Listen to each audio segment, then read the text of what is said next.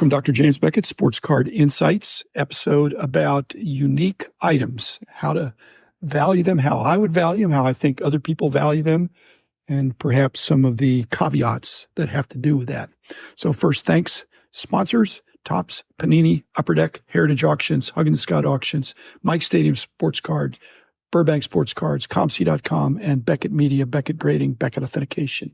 This episode affects the card companies because they are creating unique items. This applies to that too, but I'm talking more about unique items, more memorabilia. In that respect, it certainly affects Heritage Auctions and the now owner of Huggins Scott. Huggins Scott was pretty card-centric. They were famous for their treasure chests and all that. EA has its own long, distinguished history, a lot of older cards, as well as memorabilia, and very difficult to get items and trophies from 100 years ago, things like that. So just a very eclectic mix, but both of my auction sponsors are outstanding.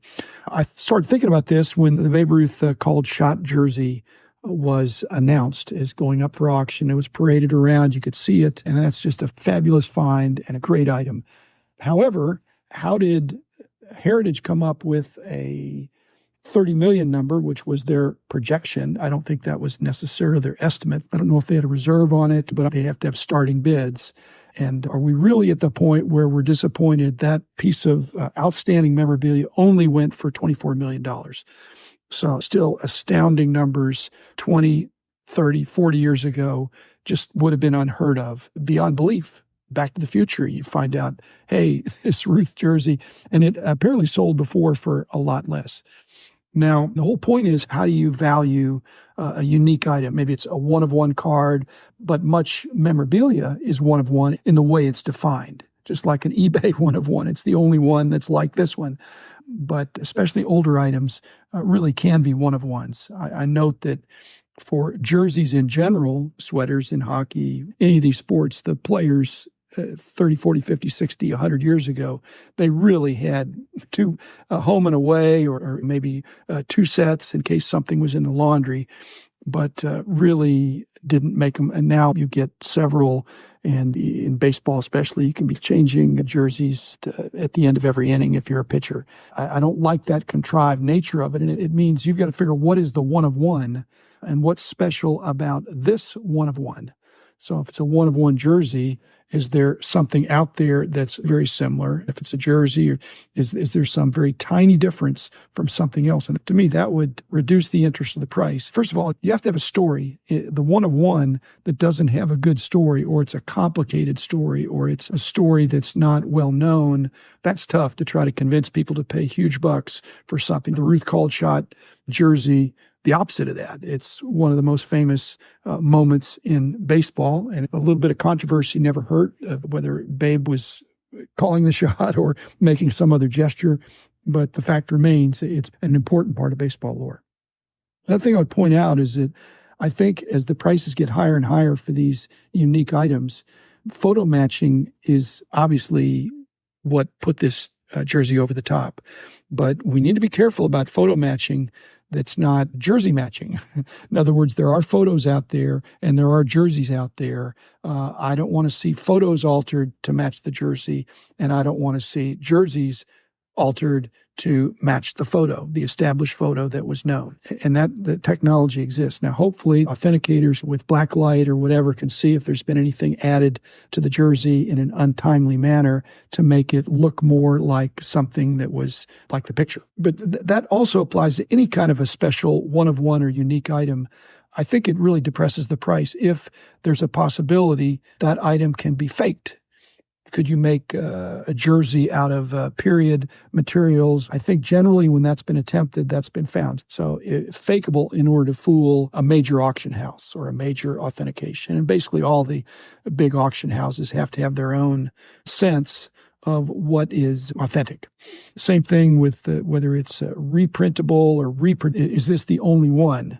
Not just because it says one-of-one, because there could be two one-of-ones and they could be slightly different. But if it's not one-of-one, if it's just a jersey from a certain year and it's not tied to an exact event, the other problem could be there could be another one found. With cards, you may have the one of five and you have the only one that's ever been discovered, but there are four more out there. And what's going to happen to the value of your supposedly unique item if another copy of it is found? Again, if you're selling the story, as Heritage did well, this is the call shot jersey demonstrating with the photo matching. So it's the only one, and they've determined that it's not fake, then it's not really fakeable. On the other hand, if you had a replica jersey that you washed and supposedly aged, again, that would be unethical, but it could look very similar. To me, if I'm going to pay big bucks, I want something that can't be faked, can't be reprinted, would not fool even the average person. If the called shot jersey is $24 million, this is my point. If you wore a different jersey the game before, just a regular World Series game, whatever was the home and away, whichever one, is that going to sell for $24 million? No, it's going to sell for a whole lot less because the story is not there. So it's a very similar item, but a similar item can drag down the price of the very unusual item with the story. You just need two people to bid it up, but they have to be two wealthy people, not just two people. I mentioned if there's a slight difference, a jersey from the home game 2 days before, again, I wouldn't kick that off my mannequin if I had a mannequin in the back. I'm not really a jersey collector. I do have some, but nothing that nice. But if you had any Ruth game used or World Series used jersey, would be significant, but the $24 million was for the best. So the other thing it points out is it do one-of-ones. There's a bunch of Wemby one-of-ones out there now, but which one is the best of the one-of-ones? And it depends on the story. It depends on the brand. It depends on probably some of the design aspects. Design is held in high esteem by many collectors. Some people just want the card, they just want the slab, and they care about the grade. When it's a one-of-one, I'm mainly caring that it's authentic. And I'm always concerned. I'm a price guide guy. I want to pay a fair price. I'd like to get a good deal on these exceptional, unique items. It's only a good deal if history is kind to your bid and it continues to go up, which that's why the 10X comes into it, is that if there's 10 times as many collectors in 10 years as there are now, then that bodes well for unique items and even not so unique items with more buyers, with the same number of sellers. It kicks the price up. Again, demand, supply is fixed. Now, again, the supply is not fixed of one-of-ones. Luka Doncic has a lot of cards, but every year he's going to have more autographs. And even if they're one-of-ones, every year he's going to have more one-of-ones non-autographed or special kind of game used or even logo man kind of cards. Anything, there's a lot of things that could be done every year. So to me, that would suppress the price as well. I don't deny cards and memorabilia have been not just an investment, but a great investment. But whether they will continue to be, that no one knows that.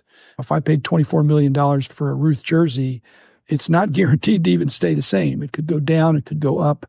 And a lot of that is timing of understanding the market. And I've not really known too many people that were good at market timing for the stock market or for the card market. If you're buying things you love, and as somebody was saying, if you're buying things that other people love, that you also love, then you're probably going to have something. The jersey will always be in demand, and the one-of-ones will always be in demand. But at what price? If you have some understanding of the factors that go into valuing these unique items, then you can or bid or pay a price you're comfortable with. And you're probably hoping that it's not necessarily good or pay a good price, but you got the item. Many are not looking about whether they got a good deal. They want the bragging rights of having the finest, having the best. But again, if it's all one-of-ones, they're all equally scarce. So my point is they don't all go for the same price. There are some one-of-ones of a player, of a card, let's say, that are autographed or unautographed or have some memorabilia in there.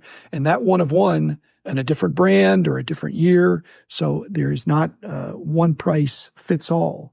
What are the best one-of-ones? I think any one-of-one is great. Now, I mentioned in my podcast that I opened a box that I got from a certain card company and opened it up, not on camera, but I mentioned that I got a one-of-one in there, but it was not of a player that is liked. In fact, possibly even hated. So I put it away. I think it's still at BGS. I'm getting another return from BGS here pretty soon. And that player could be in because it is a candidate for the wall only because he is so odious. But he's also at one time was considered a really good player. So I'm not going to drop too many hints here. But again, just be careful when you're trying to value unique items from the Beckett price guide days. we would mention sales, but we really weren't publishing the prices of one of ones or even one of fives or one of tens, because it's a fair amount of speculation. Even what some person paid last month or last year or 5 years ago, there's no comparable for a one of one. There's other similar things, and you can compare to that. But it's like NFTs means non-fungible tokens, and that means they're unique. And the one of ones are non-fungible. Every one of one is not the same price. So anyway, beware, but enjoy. Enjoy as you're bewaring. If you play in that golden sandbox with $100,000 and up items or $1,000 and up items, know that you're paying for bragging rights and the enjoyment you're going to have of something that's an exceptional piece of memorabilia. Enjoy. Thanks auction sponsors especially, and everybody else, whether you're in the long tail, which I now am in, or in the stratosphere. There's something for everybody in this hobby. So don't overpay. And I don't know about underpaying. I think you shouldn't underpay to the point of defrauding somebody, but you ought to try to get a good deal and go from there. So thanks, everybody. Be back again in a couple days, another episode. I forgot to mention one thing, and that is that some people say, why is it even necessary to put an estimate, or you're garnering publicity, and the reputation of the auction houses is they're going to give not a promise, but they have to give a guideline to the consignor, and they want to let the bidders know what they think the value is. It's just an opinion. Now, if they're always being low, if Heritage always says, here's what we think it's going to sell for, then consignors won't be happy. If Heritage gives an extremely high estimate, which people thought the Ruth called shot jersey was, I didn't think it was extremely high, but it's aspirational, that affects their reputation. If they consistently say that things are going to get prices that they don't realize, then that affects their credibility. And they have a big business. They have other categories besides sports, but every auction house needs to be careful to provide good estimates. If you give too low, you don't get the business. If you give too high, the word gets around that they overpromise and underdeliver. I don't think they're doing that, but that's why estimates and publicity is necessary. And you get more publicity with a $30 million than a $20 million or a $10 million, but all of them are stratospheric. So again, thanks for listening. And one more thing, the Otani 50-50 home run ball that is going to be auctioned off, that's wise to do that sooner. Again, there is a possibility that he'll do 55-55, or he could do 60-60. Next year, the new stolen base rules make it way easier to steal bases. Home runs, not so easy. But he's got the power and he's got the speed. But I would be leery for just the reasons I've already said, of the fact there could be somebody steal 60 bases. There's a bunch of people who can do that now. Not many can hit 60 home runs. So I'd be careful. This is an important moment.